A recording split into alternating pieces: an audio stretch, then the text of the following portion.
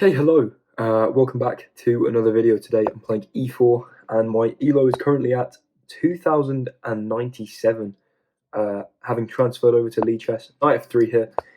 Hopefully this game I can break that 2100 barrier, so I'll go for ye old trusty Scotch. And yeah, we'll take on D4. Take a sip of water as well, stay hydrated. We see Queen F6. I'll play Bishop E3 here. Hopefully we see Bishop C5. We transpose into this main line, but maybe not. We could see take. Oh, there we go. Okay, main move here, C3, and then knight G7, and you go into a main line Scotch. However, take this knight, put it on B5, and you've got yourself a Blumenfeld attack. So this move here, threatening this fork here on C7, also threatening to take this hanging bishop. So yeah, bishop takes here. Now we can't take here because after king d8, if we take the rook, we get mated on f2. So we have to take with this pawn here, get something that looks quite ugly in terms of these double pawns. But here, there's only really two moves, I think, for black. One is to play queen h4, best move. But here we see queen d8, and I can actually play queen g4 here, the best move. The queen has come off the defense of g7, so we immediately try and put pressure on that. This is still within my preparation. And g6 is quite an easy mistake to make here. I actually can't remember the best move. g6 might be a good move, actually. But I don't think it's the best. Maybe knight here? No, but then I take... Well, we see g6, and the reason that I know... the reason that I prepared against g6 is because it's the most intuitive move. What we want to do here with the queen is actually take a step across to f4 here, putting pressure on c7, ready to complete this fork, also loading up pressure on f7. So we see d6, now bishop c4, immediately threatening checkmate. And as you can see, because of this Blumenfeld Scotch, where we had bishop takes e3, pawn takes e3, we're going to be able to castle kingside and add the rook to this attack on f7, f7 being the weaker square in the black position. Now, knight e5, I believe we just castle kingside. There we go, knight e5. I believe I've had this exact game before. And if we castle kingside and you take this bishop, then we go checkmate on here. So I'm going to do so, add the rook to the attack. And now if queen e7, I think I play knight c3. No. Yes? No. I actually don't know what's going on anymore. Okay, we see queen e7. Basically a lot of intuitive moves here. This bishop may hang, which is the unfortunate thing. If knight c3, knight takes here, I might be able to play knight d5. Attack the queen, attack c7 twice, and somehow get away with it. Can I play knight c3, allowing this bishop to hang? Oh, it would be so interesting. You know what? Let's go for it. Knight c3. The main reason that my sort of first instinct was knight c3 is because you're just looking at this d5 square, you're looking at the queen here, the c7 square here. If you can land a knight on d5, you're going to be doing very well. The only thing is, I have to prove that this move is worth the loss of a bishop. Now, I'm not even sure my opponent will take this bishop. Maybe they'll play c6. But in that case, that destabilizes the d6 pawn. And then after c6, there might be some tactic where I take here.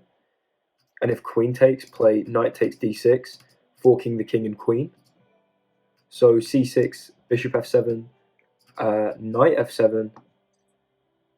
Then maybe I go knight takes d6. Ooh.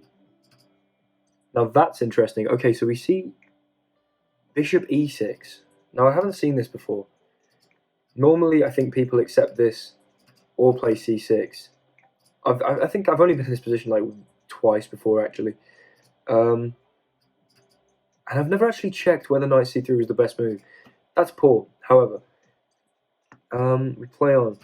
Now, Bishop takes, you have to play pawn takes, otherwise your queen hangs after knight c7. So bishop takes, pawn takes. I'm not really seeing a whole lot because then d5 is held. So if we go d5, they can just take. We can play knight d5 now, but then there is bishop takes, which does solve the problem of these double pawns perhaps, but doesn't really seem that attacking, which is kind of what we want to be doing here.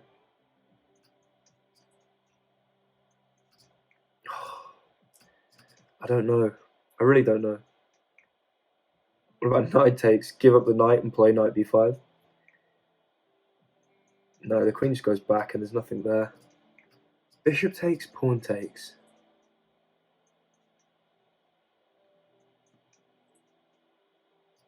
Okay, knight d5. Bishop takes. If I play bishop takes, there's c6.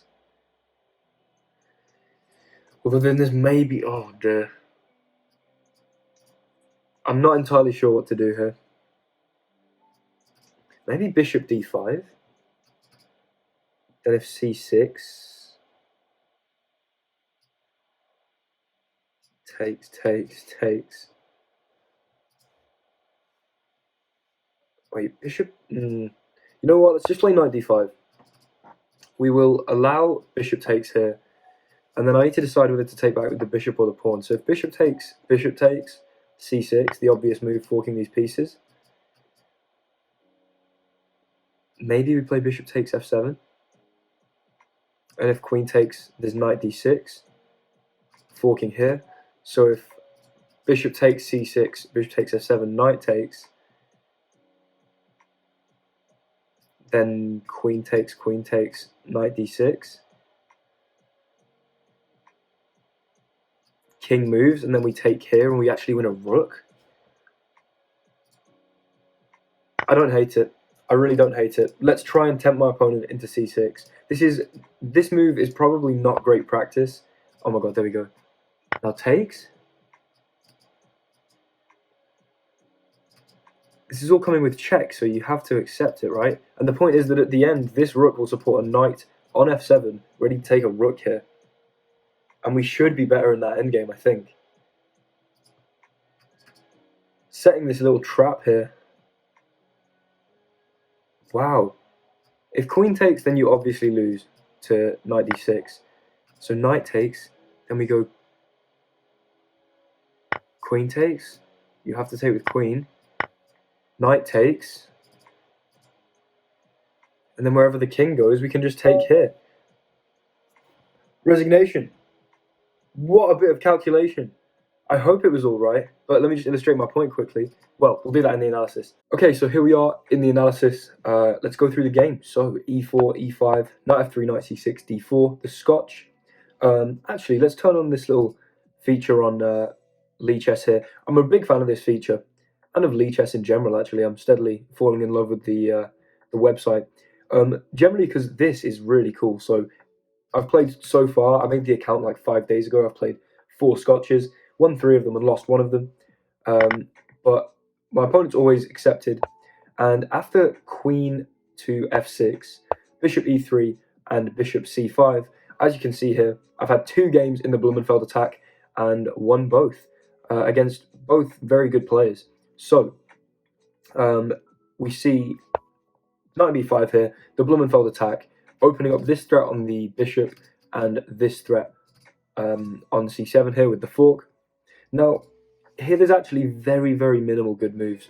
For instance, bishop b6 might look like it's good, but then you simply trade off the bishops and fork here. What else might look good? If bishop d6, just take with knight, and if queen takes, pawn takes. Let's turn on the engine here. Already, I mean, it might surprise some of you, but plus 6.3 of an advantage, simply because knight c3 and bringing this knight to like b5 is going to be so strong. Castling early, you're going to win this pawn, and it's going to be extremely hard for black to develop their light square bishop. So bishop d6 doesn't work. Effectively, the only thing you can really do, if we have a little look at the engine here, as it says, is take this bishop. The response, of course, is to recapture. And then, yeah, the computer's best move, as I said, queen h4. Another move that sort of works is, playable, far less sharp and a little bit more passive is Queen D8, which we saw from my opponent. But the reason I play this is because there's so many ways for black to go wrong here. So for instance, Queen takes B2. You play Knight 1C3. This holds this knight, and if black doesn't play Queen B4, the queen gets trapped with Rook B1 here. Let's say here and here. The queen has nowhere to go because this knight holds H3. And yeah, the queen just is completely trapped. So that's one little idea in this opening. And even if Queen B4, then I think you can actually just fork, and after this goes to here, you jump in with this knight, I believe, because you don't want to hang it. No, actually, sorry, you play Queen D2 to protect this knight, and the point is if King takes here, then there's Knight D5. But yeah, all of this very, very sharp stuff. A lot of mistakes that are very easy to make. However, we see Queen D8 in the game. So Queen G4 here, let's turn on the engine, is the best move. Queen G4, as you can see here. Attacking G7, the best move is actually King F8, which I have never seen in my life. What kind of human plays King F8 here to defend G7? I don't know, but it's actually a very strong move because it sidesteps the main idea of this fork, which is the reason this knight is so prevalent on B5. The whole sort of point of the Blumenfeld revolves around this knight, as knight B5 is the characterizing move of the Blumenfeld.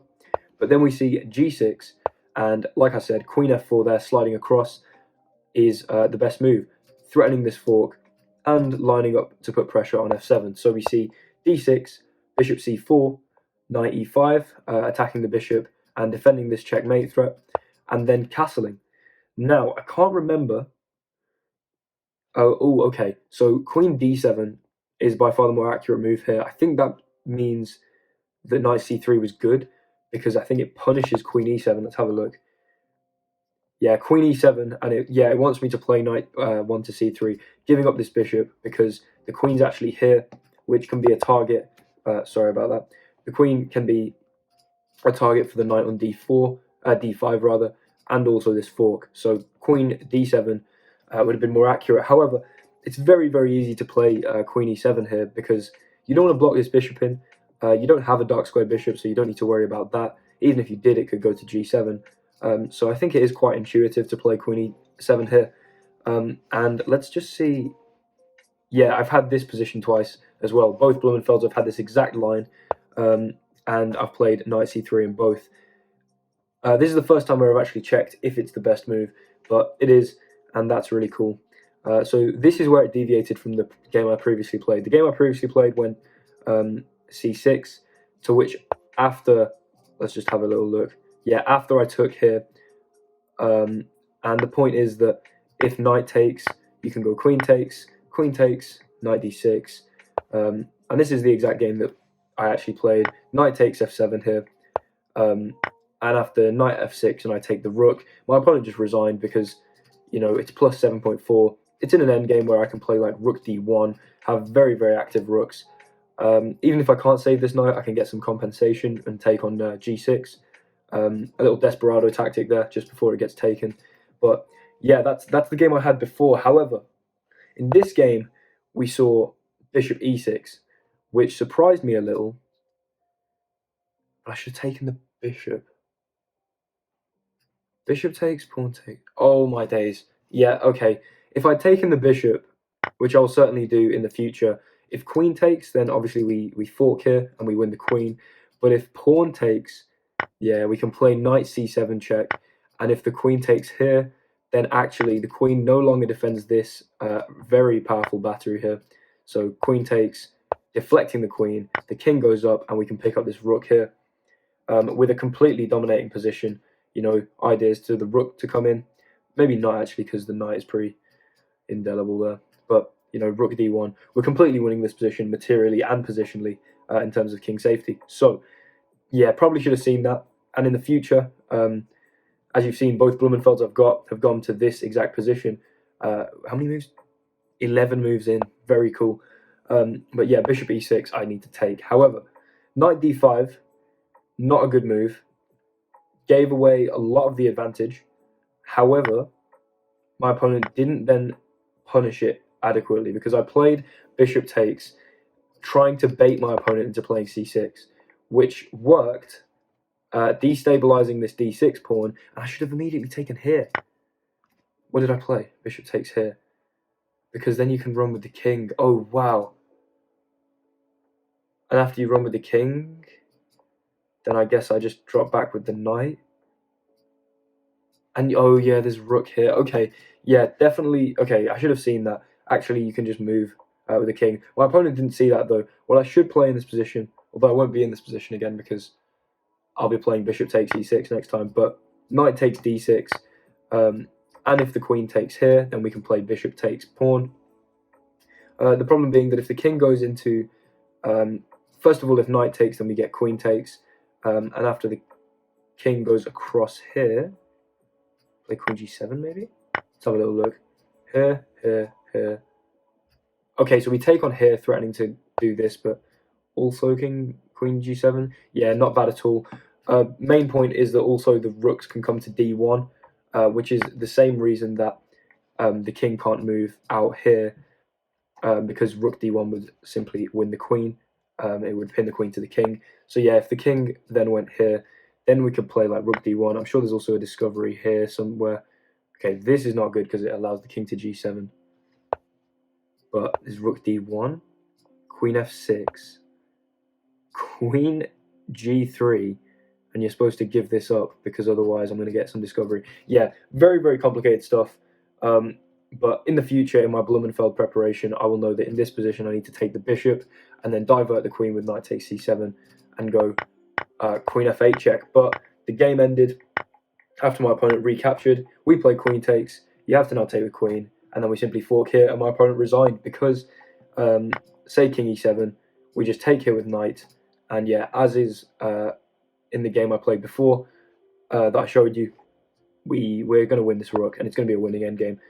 I couldn't remember if this was the exact position that I played the other day during the game, but it was, and so this preparation paid off, because yeah, we just take here, rook takes here, and I mean, I'm okay, saying rook f4, but I like rook d1 as well. Both moves are good. Got more pawns, and also up the exchange. Easy endgame, and yeah. Thank you very much for watching. I really hope you enjoyed. If you're new and you like what I'm doing here on this channel, I'd really appreciate a subscribe. I'm trying to hit 1,000 by the end of this year. I think in a previous video I might have said by the end of 2023, which was erroneous on my part. I meant by the start of 2023 or the end of 2022. But yeah, like, subscribe, comment, all of the stuff that you can do to engage with the video. I'd really appreciate it. And for those of you that made it to the end, drop a W in the comments.